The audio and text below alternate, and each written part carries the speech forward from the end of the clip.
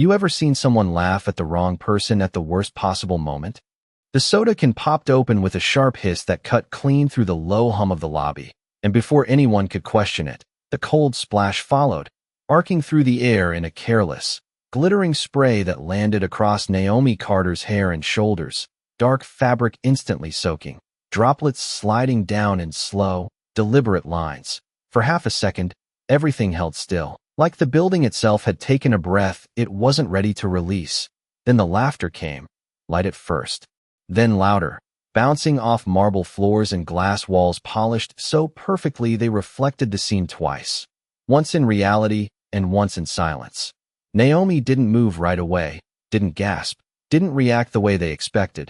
She simply stood there, shoulders relaxed beneath the damp weight of her blouse, her hand lowering slowly to her side as a thin line of soda traced down her wrist and fell to the floor with a quiet, almost polite tap. "Relax, it's just a prank," one of them said, a young man leaning back against the reception desk, arms crossed like he owned the space, like the badge clipped to his belt meant something more than access, meant authority, meant immunity. Someone else pulled out a phone, the lens catching the shimmer of liquid under the lobby lights. Another voice chimed in. "Yeah, lighten up, you walked into the wrong place at the wrong time." And still Naomi didn't flinch, her eyes lifting not toward them but toward the wide glass doors at the far end, where sunlight spilled in across the floor in long golden strips, warming the polished stone that now held scattered droplets at her feet. She reached up then, not in anger but in quiet precision, brushing a strand of wet hair back into place, her fingers steady, her breathing even, the kind of stillness that didn't match the noise around her. The receptionist behind the desk hesitated, just for a moment, like something about the scene didn't sit right, like the laughter was louder than it should have been, sharper, forced. Naomi's gaze finally shifted, not scanning the room in panic, but settling on each face with a calm that felt out of place, like she wasn't the one being watched but the one observing, measuring, remembering. "Is this how people are welcomed here?" she asked, her voice low, not raised, not trembling, just clear enough to cut through the echo. And for a second, the laughter stumbled, not gone but thinner, uncertain, before someone shrugged it off with a smirk. "Depends who's walking in." And the group chuckled again, louder this time, trying to reclaim the moment, trying to keep control of a situation they didn't realize had already begun slipping through their fingers. A security guard near the elevator glanced over, then looked away, choosing routine over interruption, while a pair of employees crossing the lobby slowed just enough to notice before continuing on, the unspoken rule of staying out of things settling over them like dust. Naomi looked down briefly, watching another drop fall from the edge of her sleeve, the sound barely audible, yet somehow louder than the voices around her. And in that small, suspended space between noise and quiet, something shifted, subtle but undeniable, like the air itself had started to tighten, waiting for something no one in that room saw coming. Naomi let the question hang in the air without pushing it further, as if she had already accepted that no one there intended to answer it honestly. Her eyes drifting past the group and settling briefly on the polished company logo mounted behind the reception desk, the letters gleaming in brushed steel, each edge catching the light with precision, the kind of detail that spoke of money, control, and reputation carefully built over time. She took a slow breath, not deep enough to draw attention, just enough to steady the quiet rhythm inside her chest, then stepped forward, one measured step across the marble floor, her shoes leaving faint, damp impressions that faded almost as quickly as they appeared.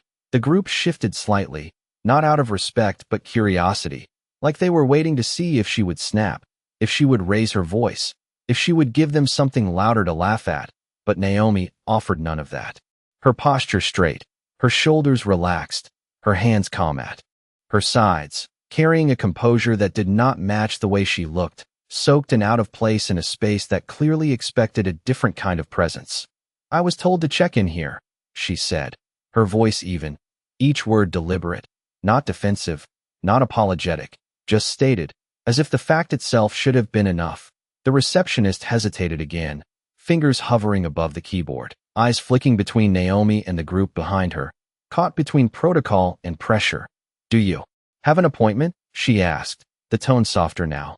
uncertain, and Naomi gave a small nod, reaching into her bag with unhurried precision, pulling out a simple envelope, slightly creased at the edges, nothing about it flashy or important at first glance, and placing it gently on the counter. One of the employees leaned in from the side, peeking at it without permission, a smirk forming before he even saw anything inside. "Let me guess, walk-in interview," he said, drawing a few more laughs. The kind that tried to fill the space where doubt had briefly crept in. Naomi did not respond to him, her attention staying on the receptionist, who finally picked up the envelope and slid the contents out, her eyes scanning the paper for a moment, then pausing, her expression shifting just slightly, not enough for anyone else to notice, but enough to slow her breathing, enough to make her read the first line again. The room did not go silent this time, but the laughter lost its edge, turning into scattered murmurs, as if something invisible had begun to change direction. Naomi watched the receptionist with quiet patience, not pressing, not explaining, just waiting, her fingers resting lightly against the cool surface of the counter, feeling the faint vibration of footsteps somewhere deeper in the building, distant but steady. "Ma'am, the receptionist started, then stopped, glancing toward the hallway behind her, as if searching for confirmation she could not yet name. Behind Naomi, one of the glass doors shifted open slightly with a soft mechanical hum, letting in a narrow stream of outside air that carried with it the distant sound of a car engine idling, low and controlled, barely noticeable beneath the echo of the lobby. Naomi did not turn toward it, did not acknowledge it, but something in her posture seemed to settle further, like a decision had already been made long before she walked through those doors. The employee with the phone lowered it just a fraction, his earlier confidence thinning, replaced by a flicker of hesitation he could not explain, while another adjusted his stance. Arms no longer crossed as tightly, the group instinctively recalibrating. Without admitting it, the receptionist looked back up at Naomi, this time with a different kind of attention, not judgment, not dismissal, but recognition beginning to form, slow and uncertain, as if she had just realized that the woman standing in front of her did not belong to the role they had all assigned her. And Naomi met her gaze without a hint of triumph, only that same calm steadiness, the kind that did not need to prove itself, because it already knew something the rest of the room had not yet caught up to. The receptionist's fingers tightened slightly around the paper as if the weight of it had changed, her eyes scanning the header once more before flicking back up to Naomi with a hesitation that had not been there before, a small shift that did not go unnoticed by the group nearby. One of them leaned in again, trying to catch a glimpse, but this time the receptionist subtly angled the document away, an instinctive motion, protective without fully understanding why, and that alone was enough to ripple through the air like a quiet signal. "Is there a problem?" the same young man asked, his voice still casual but thinner now, less certain, and the receptionist shook her head too quickly. "No, I just need to verify something," she said, her tone carefully neutral, though her eyes betrayed the growing awareness behind them.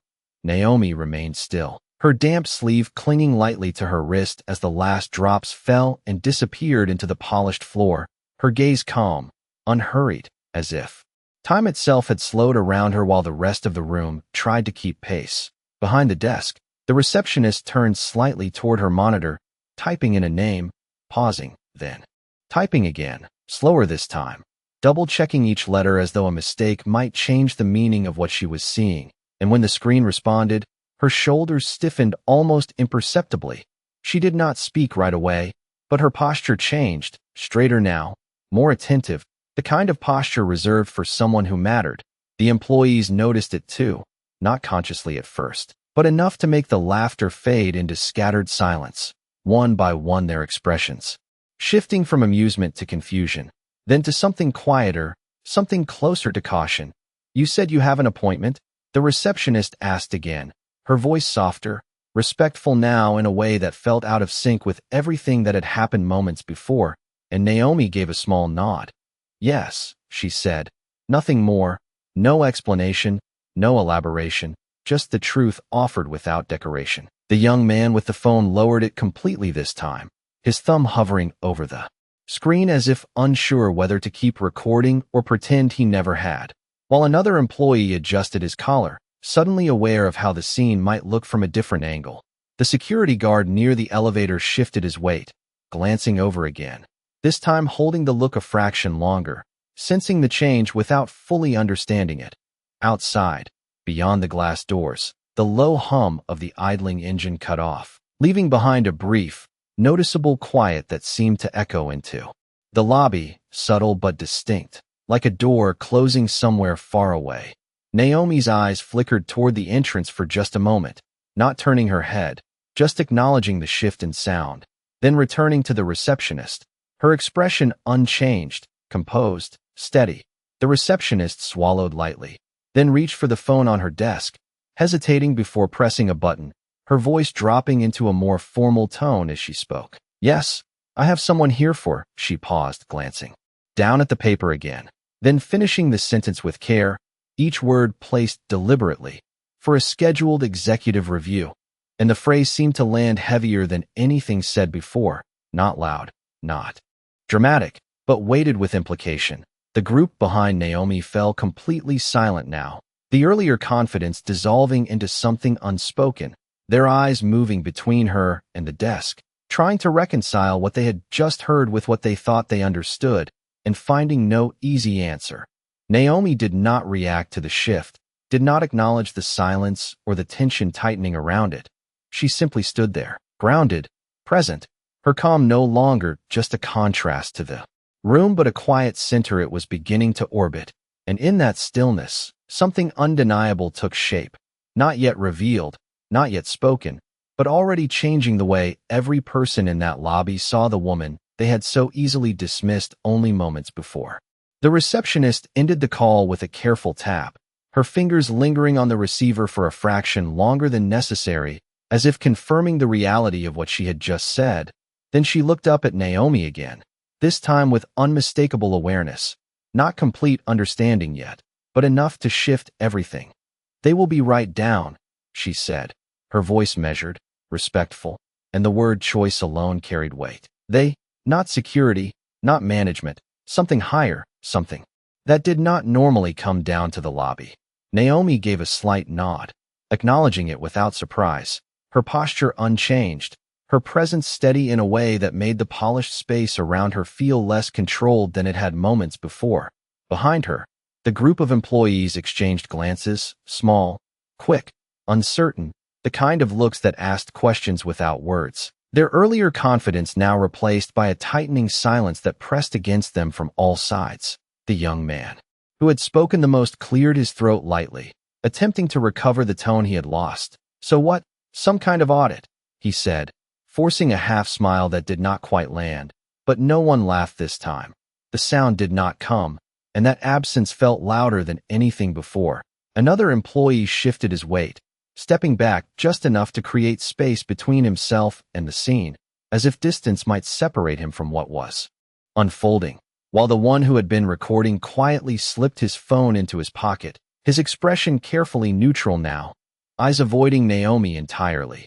Naomi turned her head slightly, not toward them, but enough to acknowledge their presence without giving them her attention, her gaze settling instead on the far wall where framed awards lined up in perfect symmetry, each one reflecting years of achievement, growth, reputation. And for a brief moment, the reflection of her own figure appeared faintly in the glass, standing there, composed, unshaken, an image that did not match the version they had tried to reduce her to. "You should probably get that cleaned up," someone muttered under his breath, gesturing vaguely toward her damp sleeve, the words lacking the earlier edge, more suggestion than mockery now. And Naomi glanced down briefly, brushing the fabric once with a slow, deliberate motion, not to fix it, but to acknowledge it existed, then letting her hand fall again, as if it did not define her presence there. The receptionist watched this exchange closely, her eyes moving between them, her awareness sharpening, piecing together the imbalance she had initially overlooked, and something in her posture shifted again, a subtle alignment with Naomi rather than the group she had instinctively sided with before. The elevator at the end of the lobby gave a soft chime, the sound clean and precise, drawing every eye in the room toward it without instruction, and in that moment, the space seemed to narrow, the wide lobby suddenly feeling smaller, contained, like a stage waiting for its next movement.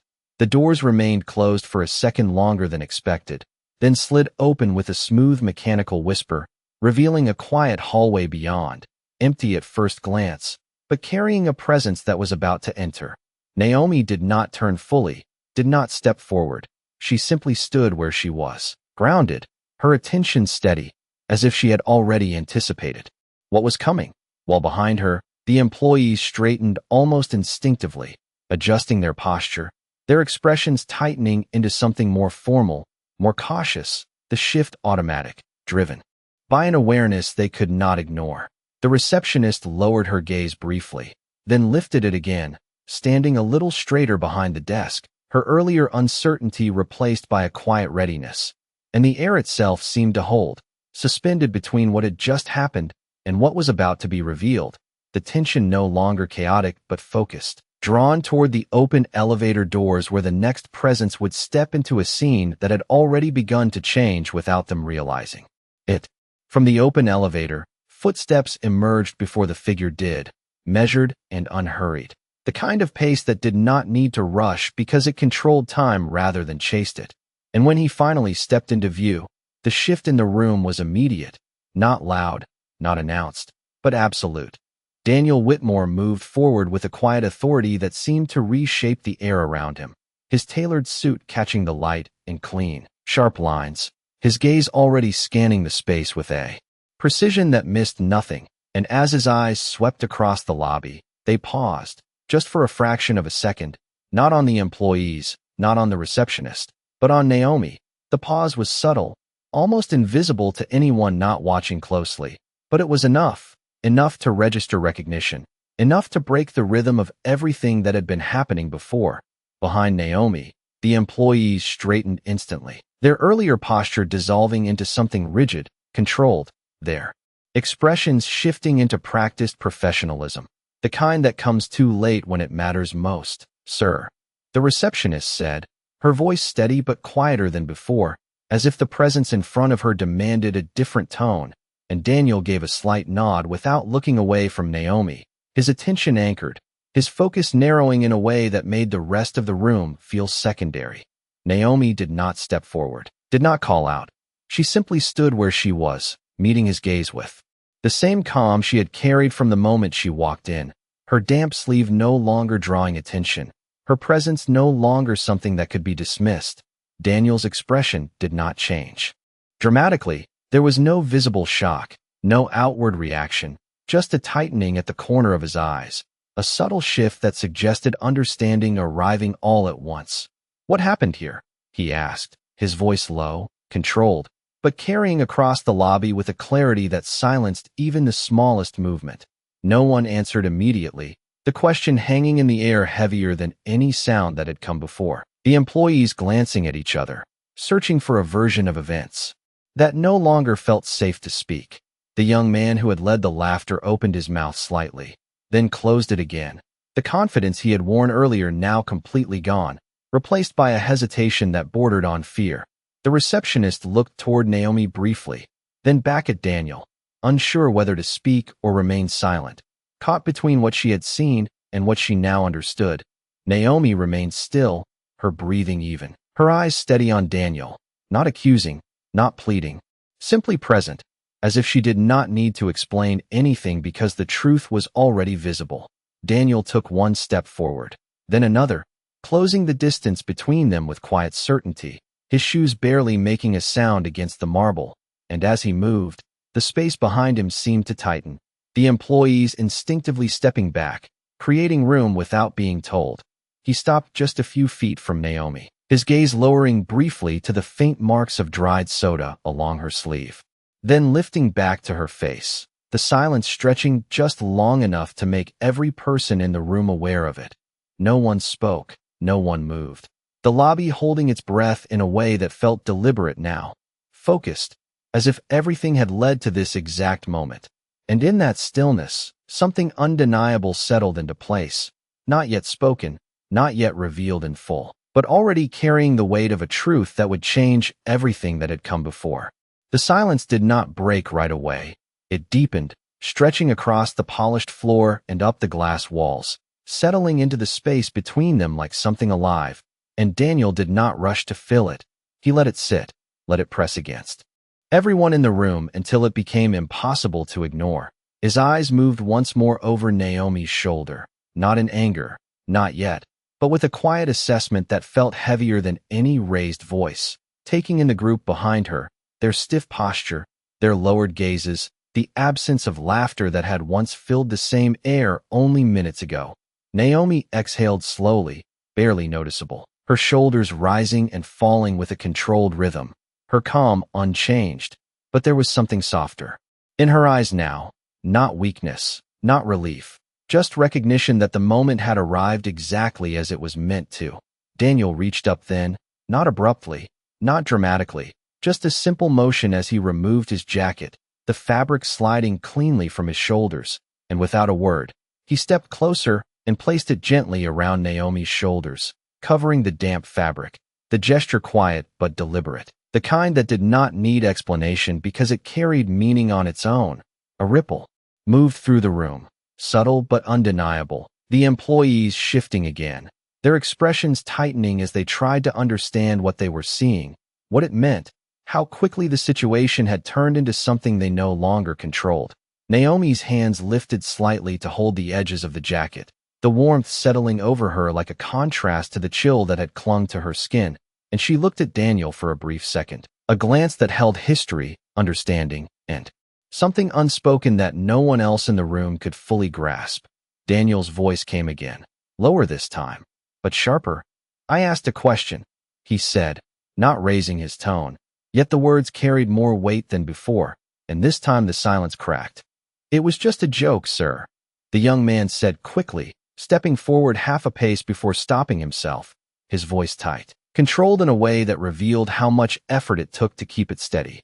"We did not mean anything by it," and the explanation hung there, thin, fragile, unable to support itself under the weight of what had already happened. Daniel did not look at him immediately. His gaze remained on Naomi for a second longer, as if confirming something only the two of them understood. Then he turned, slowly, deliberately, his attention shifting to the group behind her, and when his eyes met theirs, the effect was immediate, their posture straightening further, their expressions locking into place, the room narrowing again under the pressure of his focus. "A joke," Daniel repeated, not as a question, not as agreement, but as a statement being examined. And he took a single step closer to them, the distance closing just enough to make them feel it. "Is that what you call it?" he added, his voice calm, but now carrying an edge that had not been there before, not loud, not aggressive, just precise, like a line being drawn.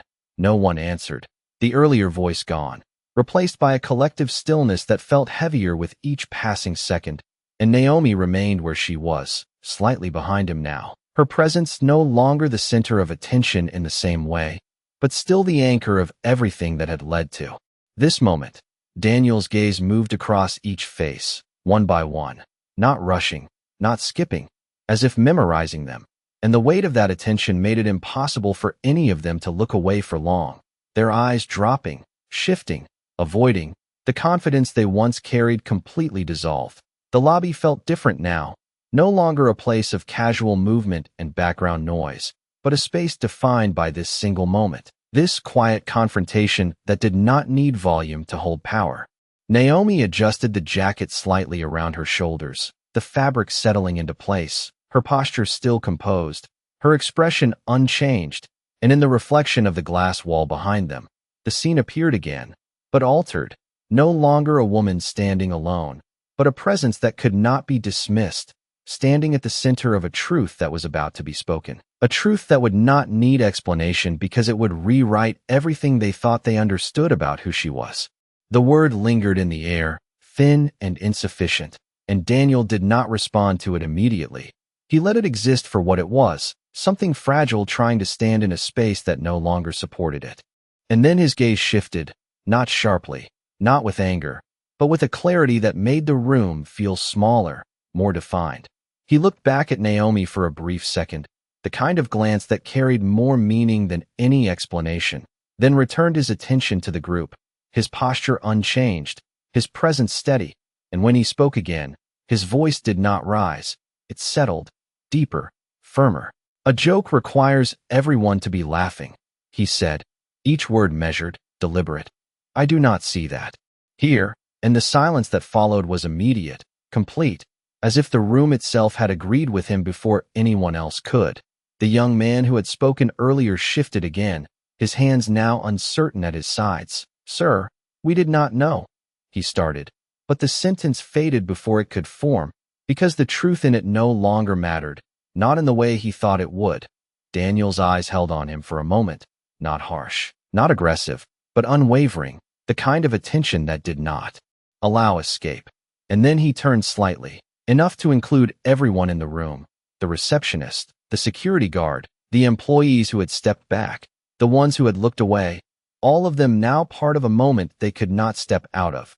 That is exactly the problem, he said quietly, and the weight of those words settled differently, not loud, not dramatic, but final in a way that made it impossible to dismiss. Naomi stood just behind him, the jacket resting across her shoulders, her hands lightly holding it in place, her expression unchanged, but her presence now undeniable, no longer something that needed to be explained, because it was being recognized in real time by every person there.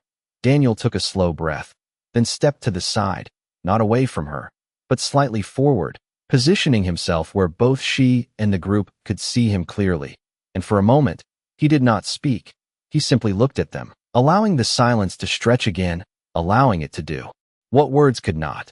The employees remained still, their earlier confidence completely gone, replaced by a quiet tension that held them in place, their eyes fixed, their posture rigid, waiting for something they could not predict. Daniel's gaze softened just a fraction as he turned back toward Naomi, and when he spoke again, his voice carried something different now, not just authority, but something personal, something grounded beyond the situation unfolding in front of them. You should have known better, he said, not to her, but about her, the distinction clear in the way the words were placed, and then, after a brief pause that seemed to stretch longer than it was, he completed the thought, because she is not just anyone who walked through those doors. And the room held its breath again, every eye fixed, every movement stilled, the moment narrowing to a single point.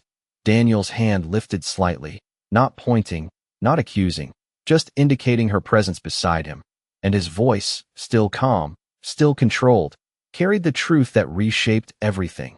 She is my wife, he said, and there was no emphasis, no dramatic pause, just the statement itself, clear and undeniable. The effect was immediate, not loud, not explosive, but absolute, the kind of silence that follows something irreversible, the kind that forces every person to reevaluate everything they thought they understood only seconds before. The employees froze where they stood, their expressions shifting in real time from confusion to realization, then to something heavier, something closer to regret. Their earlier actions now reframed in a way they could not escape. The receptionist's eyes widened slightly, her posture tightening as the pieces fell into place, the document, the call, the presence, all aligning into a single, undeniable truth. Naomi did not react outwardly to the words. She did not smile, did not move. She simply stood there, her calm unchanged, as if the revelation had always been hers, not something new, but something finally acknowledged. Daniel remained where he was, his gaze steady on the group, the silence stretching once more, but now it carried a different weight, no longer uncertainty, no longer confusion, but consequence, quiet and unmistakable, settling over the room like something that would not lift easily, something that would stay long after the moment itself had passed. No one spoke after that, not because they did not have words, but because none of the words they had felt safe anymore. The weight of what had just been said settling into the room with a quiet finality that reshaped every glance, every posture, every breath. The young man who had led the laughter earlier now stood frozen, his shoulders no longer squared with confidence, but drawn slightly inward, his eyes fixed somewhere just past Daniel, as if direct eye contact might confirm something he was not ready to face. Another employee shifted his stance again, this time stepping back fully, creating distance not just from Naomi, but from the moment itself, as if space could undo what had already happened. The receptionist lowered her gaze briefly, then lifted it again, her expression now fully aligned with what she understood, the hesitation gone, replaced by a quiet awareness of how quickly perception can fail. Daniel did not raise his voice, did not move abruptly. He simply stood there, allowing the silence to do its work, allowing the realization to settle without interference. Because some lessons do not require volume, they require stillness. Naomi adjusted the jacket slightly around her shoulders, the fabric falling into place with a soft, almost inaudible movement, her hands steady, her breathing even, her presence unchanged by the shift in the room, as if she had never needed the reveal to define her. Daniel finally turned his head slightly toward the group, his gaze steady, not harsh, but unwavering. This company, he said, his voice calm, measured, was built on the idea that respect is not conditional, and the words landed with a different kind of weight, not just as a statement, but as a standard that had just been broken in plain sight. No one interrupted, no one attempted to respond. The earlier explanations now meaningless in the face of what had been exposed. What you did today, he continued, taking a small step forward, not closing distance in anger, but in clarity, did not reflect who we claimed to be. And his eyes moved across each of them again, slower this time, as if ensuring the message reached every person equally, leaving no room for misinterpretation. The young man swallowed, his throat tightening as he finally forced out a quiet, "We are sorry," the words barely above a whisper, stripped of any earlier arrogance. But even as they left his mouth, it was clear they were not enough to undo what had been done. Daniel held his gaze for a moment, then shifted it back toward Naomi, and in that brief turn, something softened again, not in authority, but in intention, as if reminding himself of what mattered beyond the situation. Naomi met his eyes for a second, a silent exchange passing between them, not dramatic, not emotional, just understanding, the kind that does not need explanation. She then looked past him toward the group, her expression calm, composed, and when she spoke, her voice carried no anger, no accusation, only a quiet clarity that cut deeper than anything louder could have. "You did not know who I was," she said, her tone even, "but you knew how you chose to treat me," and the words settled into the space with a precision that made them impossible to ignore. No one responded, no one could, because the truth in them did not leave room for defense. Daniel nodded once, almost imperceptibly, as if acknowledging the completeness of what she had just said, and the room fell into another layer of silence, heavier now, not with confusion or shock, but with recognition, the kind that lingers, the kind that stays. The glass walls reflected the scene again, but it no longer looked the same. The positions had shifted, the meaning had changed, and the moment itself had transformed from something casual and careless into something lasting, something that would not be easily forgotten. Naomi stood at the center of it, steady, grounded, her presence no longer questioned, while around her, the space adjusted, recalibrated, forced to align with a truth that had always been there, waiting to be seen. The silence did not break all at once, it thinned gradually, like tension releasing from the edges inward, but no one rushed to fill it. No one reached for easy words or quick exits, because the moment had settled too deeply to be brushed aside.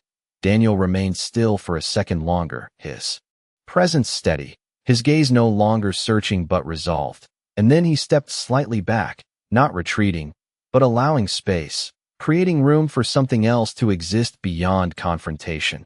Naomi adjusted the jacket once more, the fabric now resting naturally on her shoulders, no longer out of place, no longer a contrast, but part of her presence in a way that felt quietly complete. She took a small step forward, not toward the employees, not toward the exit, just forward enough to shift the center of the room again, her movement subtle but deliberate, drawing attention without demanding it. The employees watched, not with the same curiosity as before, but with a stillness that carried awareness, their earlier expressions replaced by something heavier, something more reflective, as if they were seeing not just her, but themselves in relation to her. Naomi's eyes moved across them once, not lingering, not judging, simply acknowledging, and in that brief sweep, there was no anger, no triumph, only a calm clarity that made the moment feel larger than the individuals within it. Daniel turned slightly toward her, his posture softening in a way that did not diminish his authority, but grounded it. And for a brief second, they stood side by side without speaking, the silence between them no longer tense, but settled, understood. The receptionist straightened behind the desk, her hands resting lightly on the surface, her expression composed, attentive, no longer uncertain, as if the space itself had reset around a clearer understanding of what mattered. One of the employees finally shifted his weight again, but this time it was not to step back or away. It was simply to stand more evenly, as if trying to find a balance that had been missing before. The lobby, once filled with scattered noise and careless movement, now felt measured, each sound more distinct, each motion more intentional, as if the building itself had absorbed the moment and adjusted accordingly. Naomi glanced once more toward the glass doors, where the sunlight continued to stretch across the floor in long, steady lines, unchanged by everything that had just occurred, and then her gaze returned to the room, not searching, not questioning, simply present. Daniel gave a small nod, almost imperceptible, not as a command, not as a signal, but as an acknowledgement that the moment had reached its natural end, that nothing more needed to be said for it to carry forward.